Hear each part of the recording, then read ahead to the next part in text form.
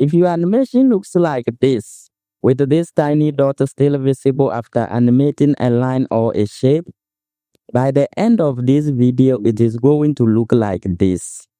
Clean, smooth, professional, and premium.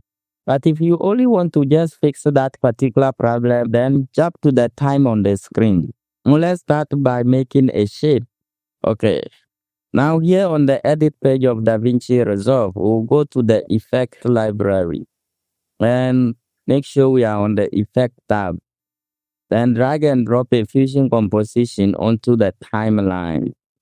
With our playhead over the fusion composition, let's click the fusion tab and go to the fusion page. Now inside the fusion page, let's add a background node. I'll just grab it here and connect the output of the background node to our media out node. And with the background selected in the inspector, let's change the color of our background to something like this. Now let's define a shape.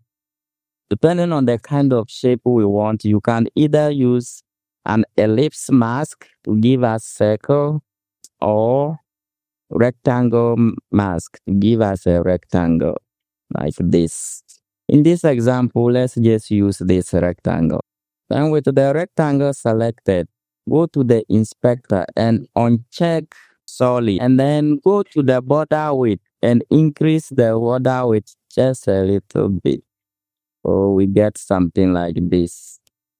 To animate this line to move, we are going to use the length. Now, if we decrease the length, it looks like this. And if we increase it to, it is going to be like this.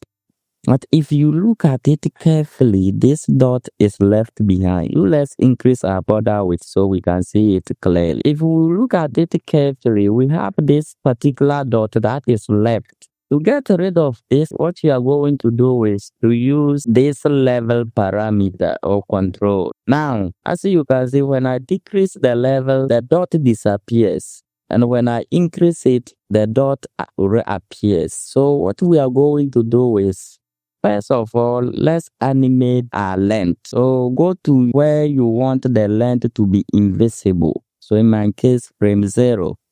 I want it to be invisible. Then I'll add a keyframe and slide it all the way down to 0. And as you can see, we have the dot left. Now move a few frames forward where you want the animation to complete, where you have the length fully appeared on your screen. In my case, I will do it on frame 20. And then go and move your playhead to that frame. In my case, on frame 20. Then in the inspector, drag the length parameter until it is complete. DaVinci Resolve will automatically add a keyframe. And now when you play through it, this is how it will look. But if you look at it, anytime we are on frame 0, the dot is still there. So now to get rid of this dot, let's use this particular level. And what we are going to do is we are going to keyframe it. So with your playhead at frame 0, set a keyframe and drag the level all the way down to 0 so the dot disappears. And move a few frames forward. In my case, frame 1. And then bring it back. Now, if you place your playhead on frame 0, you can see there is no more that tiny dot that is causing your animation to look very cheap. Now, to make sure the animation is smooth, make sure the rectangle is selected. Then go to the spline editor and check the rectangle if it is not checked. Then click this symbol, zoom to fit, or it to show your keyframes. Let's disable this so that we have enough space to work with. And now with that checked, you can then come to this particular symbol. That is select all. If you check it, it will select all your keyframes. So make sure it is checked. While all the keyframes are selected, then press S to make it smooth.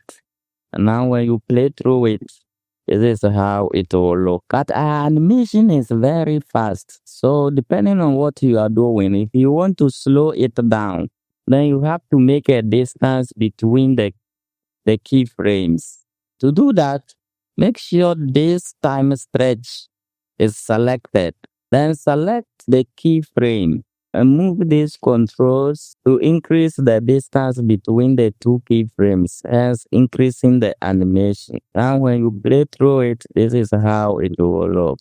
But if you want to make it clean and smooth looking animations, all on the edit page without having to go to the Fusion page, then watch this video next.